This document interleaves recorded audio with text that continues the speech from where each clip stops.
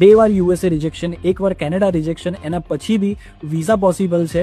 Profile સારી હોવા છતાં બી કેનેડાના વિઝા એમના રિજેક્ટ થઈ ગયા હતા, યુએસએના રિજેક્ટ થઈ ગયા હતા. પણ અમૃત પાલવ વિઝનમાં કોન્ટેક્ટ કર્યા પછી આજે તમે જોઈ શકો છો કે એમના જોડે કેનેડાના સ્ટુડન્ટ વિઝા છે. તો મારી જોડે છે આયુષ દેસાઈ. એમને પૂછીશું કેવું રહ્યું એમનો એક્સપિરિયન્સ અમૃત પાલવ વિઝનમાં. આયુષ ભાઈ, બહુ જ અમેઝિંગ એક્સપિરિયન્સ હતો અમૃત પાલવ વિઝનમાં અને બહુ સ્મૂથ પ્રોસેસ હતી. અને મેં ક્યારે વિચાર્યું નહોતું કે મારા કેનેડાના વિઝા આવશે, બટ સરે કરી બતાવ્યું અને વિઝા લાયા. આયુષ દેસાઈના વિઝા ઉપર મને તો વિશ્વાસ ઉઠી જ ગયો હતો.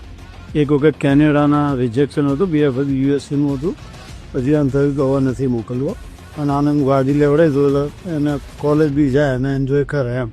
પણ એક વાર આમને મને આકાશભાઈ દેસાઈએ મને કન્વિન્સ કર્યું કે ભાઈ કનુભાઈ તમે અહીંયા આગળ એક વખત ટ્રાય માર લો, પછી વિચારીશું આગળ. પણ મને એમને એક બહુ કન્વિન્સ કર્યું અને એમને મને ફાઇનલ વિઝા અપાવી દીધી. જેના રિજેક્શન છે યુએસએ, કેનેડા કે અધર કન્ટ્રી, એ લોકોને તમે શું કહેવા માંગશો? એ લોકોને એ જ કહીશ કે બીજી બધી જગ્યાએ ટાઈમ વેસ્ટ કર્યા કરતાં અમૃત પાલવનો કોન્ટેક્ટ કરો અને અહીંયા તમને 100% રિઝલ્ટ મળશે અને વિઝા આવશે જ શ્યોર.